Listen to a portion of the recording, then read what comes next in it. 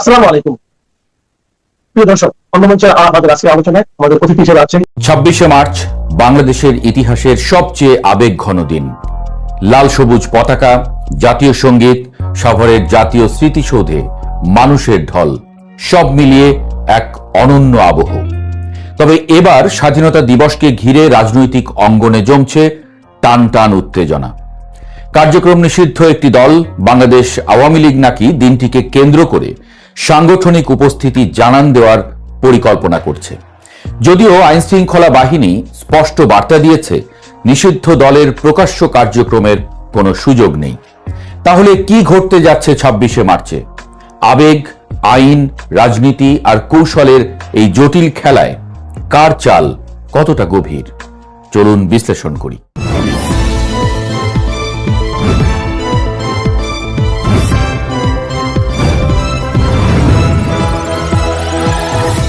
স্বাধীনতা দিবস শুধু একটি জাতীয় দিবস নয়, এটি বাঙালির আত্মপরিচয়ের দিন। এমন দিনে রাজনৈতিক উপস্থিতি মানেই প্রতীকী শক্তির প্রদর্শন। সূত্র বলছে, আওয়ামী লীগ 26শে মার্চ সাভারের জাতীয় স্মৃতিসৌধে ফুল দিয়ে এক ধরনের প্রত্যাবর্তনের বার্তা দিতে চায়। লক্ষ্য জাতীয় আবেগকে ব্যবহার করে জনসমর্থনের একটি নরম মাটি তৈরি করা। কিন্তু প্রশ্ন হলো, এটি কি নিছক শ্রদ্ধা নিবেদন নাকি একটি সুদূর প্রসারী রাজনৈতিক রিহার্সাল? রাজনৈতিক বিশ্লেষকদের মতে আবেগঘন দিনে উপস্থিতি মানে সরাসরি সংঘর্ষ নয়, বরং মোরাল লেজিটিমেসি তৈরির চেষ্টা করা, অর্থাৎ জনগণের সহানুভূতি অর্জন করে মাঠে ফেরার ভিত্তি গড়া। মাঠ পর্যায়ে আওয়ামী লীগের অফিস খোলা যেন সেই নীরব শক্তি প্রদর্শন। দেশের বিভিন্ন জেলা উপজেলায় পরিত্যক্ত বা সিলগালা হওয়া দলীয় কার্যালয় প্রতীকীভাবে খোলার চেষ্টা, এটিও একটি গুরুত্বপূর্ণ ইঙ্গিত। ভিডিও ফুটেজে দেখা গেছে কোথাও ঝটিকা মিছিল, কোথাও পতাকা উত্তোলনের চেষ্টা, কোথাও আবার ভোরবেলা কয়েক মিনিটের অবস্থান কর্মসূচি। এগুলো কি স্বতঃস্ফূর্ত নাকি কেন্দ্রীয় কোনো সমন্বিত বার্তার অংশ? গোয়েন্দাদের সূত্র বলছে 26শে মার্চের আগে অন্তত একবার করে প্রতিটি জেলায় উপস্থিতির বার্তা দিতে চায় দলটি। এর রাজনৈতিক অর্থ হল সংগঠন পুরোপুরি ভেঙে যায়নি, তৃণমূল এখনো সক্রিয়। এটি মনস্তাত্ত্বিক খেলা, রাজনীতিতে অস্তিত্ব আছে, এই বার্তাই অনেক সময় বড় শক্তি। ভারতে অবস্থানরত দলীয় শীর্ষ নেতৃত্ব অনলাইন প্ল্যাটফর্মে বার্তা দিতে পারেন এমন আভাসও মিলছে।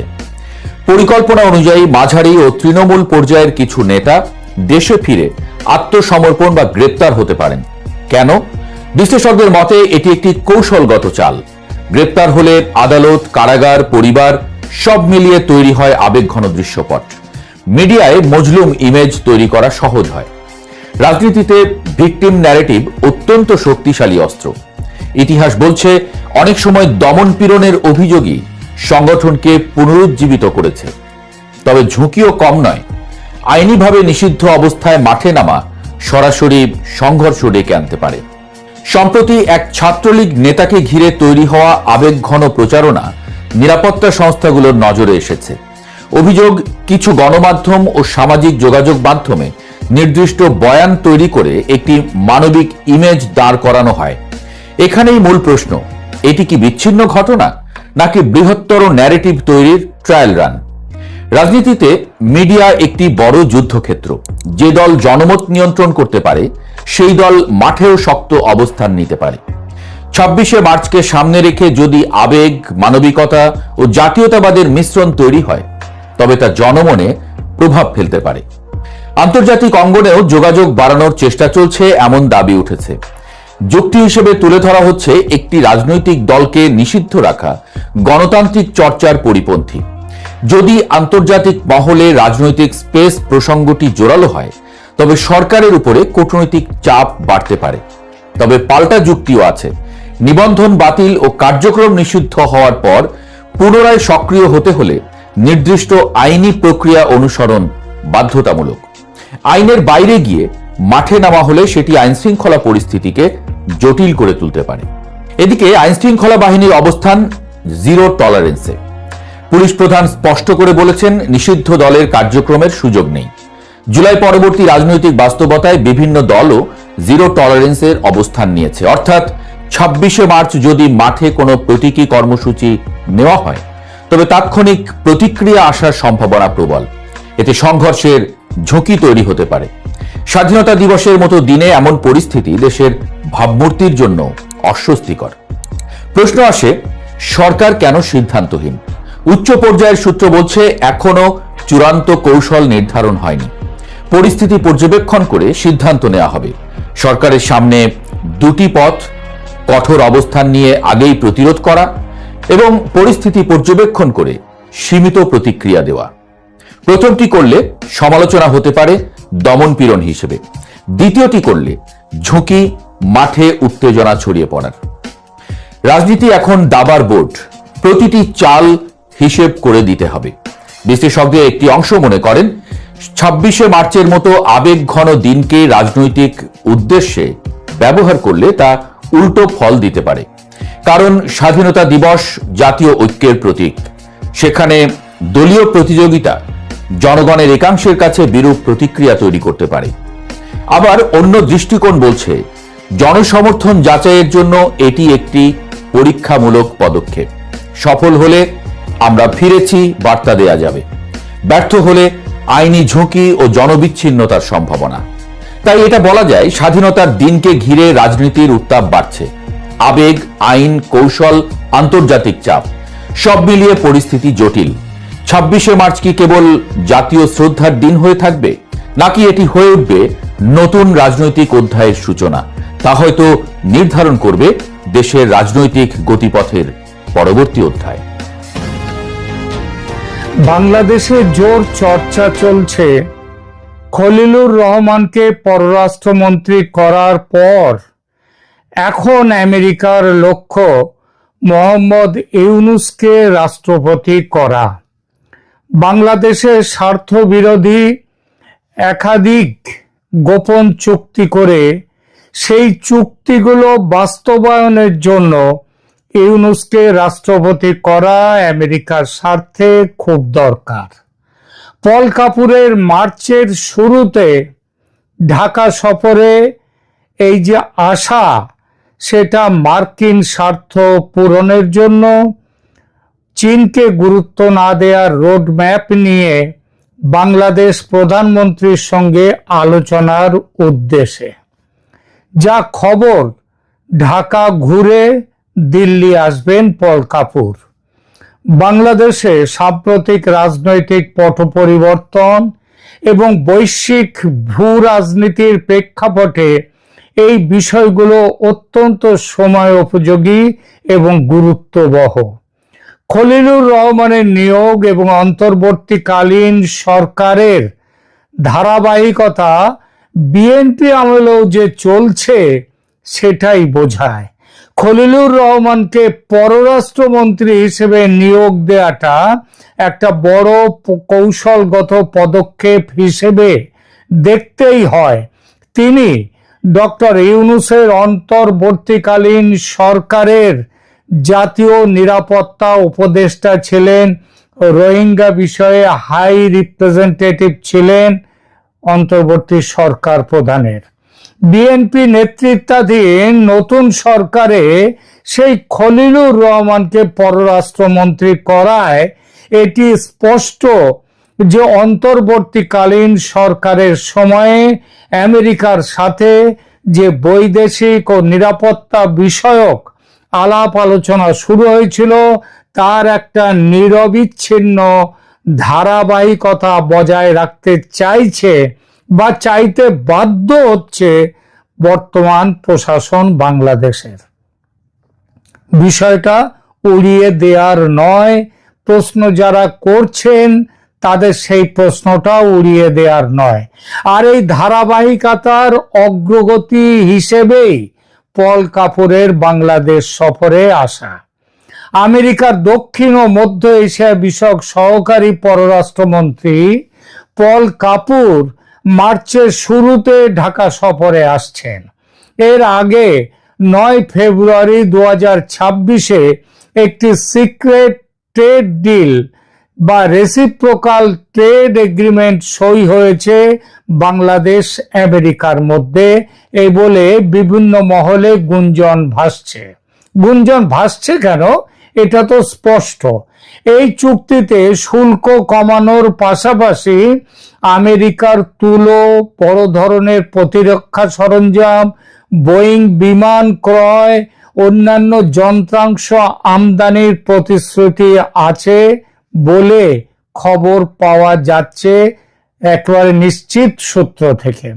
একই সঙ্গে আমেরিকার মূল লক্ষ্য হলো GSOMIA বা general security of military information agreement এবং ACSA বা অ্যাকুইজিশন অ্যান্ড ক্রস সার্ভিসিং এগ্রিমেন্টের মতো প্রতিরক্ষা চুক্তিতে আমেরিকার সাথে বাংলাদেশকে যুক্ত করা, যাতে এই অঞ্চলে মানে বাংলাদেশে তো বটেই চীনের ক্রমবর্ধমান প্রভাব কমানো যায়। কারণ আপনারা জানেন যে BRI মানে বেল্ট অ্যান্ড চীনের যে বেল্ট অ্যান্ড রোড যে ইনিশিয়েটিভ, সেখানে বাংলাদেশের একটা বড় জায়গা আছে। পল কাপুরের ঢাকা সফরের পর দিল্লি যাওয়াটাও এই আঞ্চলিক ভারসাম্য রক্ষার একটি অংশ। আর এই ভারসাম্য রক্ষার সহায়ক হিসেবে, শক্তি হিসেবে ডক্টর ইউনূসকে রাষ্ট্রপতি করার মার্কিনী পরিকল্পনা চলছে। ইউনূসকে রাষ্ট্রপতি করার বিষয়টি এখন বাংলাদেশের রাজনীতির টক অফ দ্য টাউন। এসব টক বা কথাবার্তা যে অকারণে উঠছে, এগুলো যে কারোর উর্বর মস্তিষ্কের জল্পনা তা কিন্তু নয়। এর পেছনে কয়েকটা বড় কারণ, সেগুলো দেখা যাচ্ছে। কারণগুলো কি দেখুন। রয়টার্সের সঙ্গে এক সাক্ষাৎকারে বর্তমান রাষ্ট্রপতি মোহাম্মদ শাহাবুদ্দিন নির্বাচনের পর পদত্যাগের ইচ্ছা প্রকাশ করেছিলেন, যদিও তখন ইউনূসের জীবনকাঠি জামাত জোটের ক্ষমতায় ফিরে আসার সম্ভাবনা প্রবল ছিল। আর সেজন্যেই শাহাবুদ্দিন রাষ্ট্রপতি তিনি পদত্যাগের ইচ্ছা প্রকাশ করেছিলেন। আর আমেরিকাও চাইছিল বিএনপি নয়, জামাত ক্ষমতায় আসুক। নির্বাচনের ফলাফল যদিও বিএনপিকে প্রবলভাবে ক্ষমতায় বসিয়েছে, সৌজন্য ভারতের। আর 22 ফেব্রুয়ারি কালের কণ্ঠ পত্রিকায় দেয়া সাক্ষাৎকারে রাষ্ট্রপতি শাহাবুদ্দিন কিন্তু পদত্যাগের কথা, সেই ইচ্ছার কথা উচ্চারণই করেননি একবারের জন্য, বরং বিএনপি ও তারেক রহমানের প্রশংসায় পঞ্চমুখ। এটা বুঝতে অসুবিধে হওয়ার কথা নয় যে বিএনপির সুনজরে থাকার জন্যে রাষ্ট্রপতি পদে এই টার্মটা পুরো করা এবং যদি আগামী টার্মও পাওয়া যায় সেই চেষ্টা করছেন তিনি। তার জন্যেই বিএনপির কথা বারবার বিএনপির প্রশংসা করেছেন কালের কণ্ঠ পত্রিকার সাক্ষাৎকারে। ওদিকে ডক্টর ইউনূস প্রধান উপদেষ্টা পদ ছাড়ার পর দেশত্যাগ করেননি। তার দেশত্যাগ না করায় এই জল্পনা আরো প্রবল হয়েছে যে রাষ্ট্রপতি হওয়ার সম্ভাবনা, ইচ্ছা তার মাথায় আছে, সে সম্ভাবনাও আছে। নির্বাচনের আগে এই সম্ভাবনাটা প্রবল হয়েছিল যে ইউনূস রাষ্ট্রপতি হবেন, জামাত জিতলে তার রাষ্ট্রপতি পদ বাঁধা ছিল। বিএনপি জেতায় হিসেব পাল্টে গেছে, তবে আশা ছাড়েননি ইউনূস। তার বড় ভরসার জায়গাটা কোথায়? আমেরিকা এবং ডিপ স্টেট। আমেরিকার কাছে তিনি অত্যন্ত বিশ্বস্ত এবং ব্র্যান্ড বাংলাদেশের মুখ তিনি। আমেরিকা চাইবে একজন প্রভাবশালী ও পশ্চিমা ঘনিষ্ঠ ব্যক্তি রাষ্ট্রপতির আসন, যদিও সেটা আলংকারিক, তবু সেখানে থাকলেও যেন রাষ্ট্রের নীতি নির্ধারণের বিষয়ে তার একটা প্রভাব থাকে। বাংলাদেশের সঙ্গে আমেরিকার দীর্ঘমেয়াদী এবং বিতর্কিত চুক্তিগুলো বাস্তবায়নের জন্য একটা বিশ্বস্ত মুখ প্রয়োজন, যা ডক্টর ইউনূসের মাধ্যমে আমেরিকা নিশ্চিত করতে চায়। এই পরিস্থিতিতে চোখ ফেরাতে হয় ভারতের অবস্থানের দিকে। পল কাপুর ঢাকা থেকে দিল্লি যাবেন মূলত বাংলাদেশের এই নতুন সমীকরণ ভারতকে বুঝিয়ে বলতে, ভারতকে নিজেদের পক্ষে নিয়ে যেতে। ভারত বাংলাদেশে স্থিতিশীলতা চায়, কিন্তু ডক্টর ইউনূসের নেতৃত্বে আমেরিকার প্রভাব যদি অতিরিক্ত বৃদ্ধি পায় তা দিল্লির জন্য অস্বস্তির কারণ হতে বাধ্য। ইউনূসের সঙ্গে ভারতের অভিজ্ঞতা খুব খারাপ, সুতরাং ইউনূস রাষ্ট্রপতি হলে ভারত সেটা ভালো মনে নেবে না, এটা নিশ্চিত। আবার এই একই কারণে আমেরিকা চায় আবার ইউনূসকে, যাতে ভারত বাংলাদেশ সম্পর্কের মধ্যে চেকস অ্যান্ড ব্যালেন্স রাখার একটা জায়গা থাকে। ভূ রাজনৈতিক বাস্তবতার একটা অত্যন্ত তীক্ষ্ণ দিক কিন্তু উন্মোচন করছে এই সম্ভাবনাটা। ভূ রাজনৈতিক বাস্তবতা দেখুন, আন্তর্জাতিক কূটনীতিতে শত্রু আমার বন্ধু বা আমার বন্ধু যেন অতিবার না বাড়ে, এটাও হচ্ছে এই নীতিগুলো প্রায় কাজ করে। ডক্টর ইউনূসকে কেন্দ্র করে ভারত আমেরিকার এই যে বিপরীতমুখী অবস্থান, এটা একটা কূটনৈতিক দড়ি টানাটানি হিসেবে দেখতেই হবে। ভারতের নীতি নির্ধারকদের কাছে ডক্টর ইউনূস দীর্ঘকাল ধরেই একজন অস্বস্তিকর ব্যক্তিত্ব। এই অস্বস্তিকর হওয়ার কারণগুলো তার গত 18 মাসের শাসন নয়, তার আগেও আছে হাসিনা ফ্যাক্টর।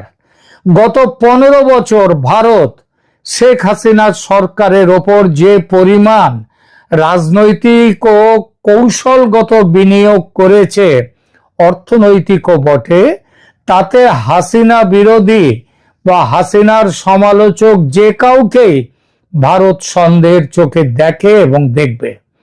ডক্টর ইউনূস শুরু থেকে হাসিনার কড়া সমালোচক ছিলেন এবং ভারতের সঙ্গে সম্পর্ক ইতিহাসের নিম্নতম তলানিতে এনেছেন এই ডক্টর ইউনূস। এর সঙ্গে আছে ইউনূসের সাথে তীব্র আদর্শিক দ্বন্দ্ব। ভারতের বর্তমান সরকার মূলত জাতীয়তাবাদী এবং বাস্তবমুখী রাজনীতিতে বিশ্বাসী। অন্যদিকে ডক্টর ইউনূস পশ্চিমা ঘনিষ্ঠ পরিচয়টাকে ক্ষমতায় থাকার জন্য ভুলে গিয়েছিলেন এবং তিনি পরিবর্তিত হয়েছিলেন ইসলামী মৌলবাদী রাজনীতির ঘনিষ্ঠ হিসাবে। ভারতের ভয় ডক্টর ইউনূস ক্ষমতায় থাকলে, সে প্রেসিডেন্ট হলেও বাংলাদেশে মৌলবাদী সন্ত্রাসী শক্তির উত্থান হতে পারে, যা ভারতের নিরাপত্তা বিঘ্নিত করবে। এর সঙ্গে যোগ করুন আমেরিকার চেক অ্যান্ড ব্যালেন্স নীতি, যেটা একটু আগে বললাম। আমেরিকা ডক্টর ইউনূসকে তাদের দাবার গুটি হিসেবে ব্যবহার করতে চায়। আমেরিকার লক্ষ্য হলো গত 1 দশকে দক্ষিণ এশিয়ায় ভারতের প্রভাব এতটাই বেড়েছে যে অনেক ক্ষেত্রে আমেরিকার স্বার্থ বিঘ্নিত হতে শুরু করেছে। ডক্টর ইউনূসকে রাষ্ট্রপতি বা রাষ্ট্রপ্রধানের আসনে বসিয়ে আমেরিকা নিশ্চিত করতে চায় যে ঢাকা যেন ওয়াশিংটনের অ্যাপ্রুভাল ছাড়া কোনো বড় সিদ্ধান্ত না নেয়। দ্বিতীয়ত, ভারতকে চাপে রাখা। আমেরিকা চায় ভারত যেন রাশিয়ার সাথে সম্পর্ক বা ব্রিক্সের মতো জোটে খুব বেশি ঝুঁকে না পড়ে। বাংলাদেশে ইউনূসের মতো একজন প্রো ইউএস আমেরিকার স্বার্থ দেখা ব্যক্তিত্ব থাকলে দিল্লিকে সব সময় ঢাকার দিকে নজর রাখতে হবে, সতর্ক থাকতে হবে, যা প্রকারান্তরে ভারতকে আমেরিকার উপর নির্ভরশীল করে তুলবে। মার্চের শুরুতে পল কাপুরের ঢাকা ও দিল্লি সফর মূলত এই স্বার্থের ভারসাম্য তৈরির চেষ্টা। আমেরিকা সম্ভবত ভারতকে এই বার্তা দিতে চায়, আমরা ইউনূসকে সমর্থন দিচ্ছি, তবে তোমরা ভয় পেও না, আমরা তোমাদের নিরাপত্তা স্বার্থ বিঘ্নিত হতে দেব না। কিন্তু ভারতের গোয়েন্দা সংস্থাগুলো এবং সাউথ ব্লক সম্ভবত নয়, ডক্টর ইউনূসকে রাষ্ট্রপতি হিসেবে মেনে নিতে প্রস্তুত নয় আদৌ। সার কথা তাহলে কিসে এলাম, কোন জায়গাতে? ডক্টর ইউনূস যদি রাষ্ট্রপতি হন তবে তিনি হবেন বাংলাদেশের ইতিহাসে সবচেয়ে শক্তিশালী রাষ্ট্রপতিদের একজন। যদিও পদটি আলংকারিক, তবুও, কারণ তিনি আমেরিকার স্বার্থ নিয়ে আসছেন, আমেরিকার আঞ্চলিক ওয়াচডগ হিসেবে কাজ করবেন, আর সেখানেই ভারতের প্রধান দুশ্চিন্তা। অতএব যারা ভাবছেন বিএনপি সরকার রাষ্ট্রদ্রোহের অভিযোগে ইউনূসকে জেলে ভরে দেবেন, তার বিরুদ্ধে মামলা করবেন, তাদের আশা পূরণের সম্ভাবনা নেই বললেই হয়। সেরকম সম্ভাবনা থাকলে ইউনূস ওই গদি চলে যাওয়ার পর, নির্বাচনের ফল ঘোষণার পর বাংলাদেশে বসে থাকতেন না, পৃথিবীর অন্য কোনো দেশে ভাষণ দেওয়ার কাজ নিয়ে তিনি বেরিয়ে পড়তেন বাংলাদেশ ছেড়ে। সুতরাং তিনি তা করেননি, তিনি বসে আছেন, এবং তিনি যে খুব শিগগির চলে যাবেন বাংলাদেশ ছেড়ে এমন কোনো কথাও কিন্তু শোনা যাচ্ছে না।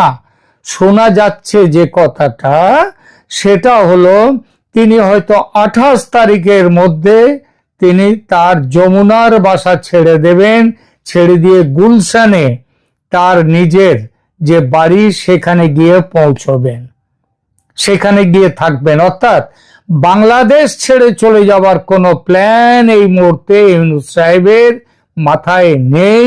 আর এতেই প্রমাণ হয় যে জেলে যাওয়ার কোনো সম্ভাবনা তিনি দেখতে পাচ্ছেন না। আপাতত এখানেই রাখছি, ধন্যবাদ।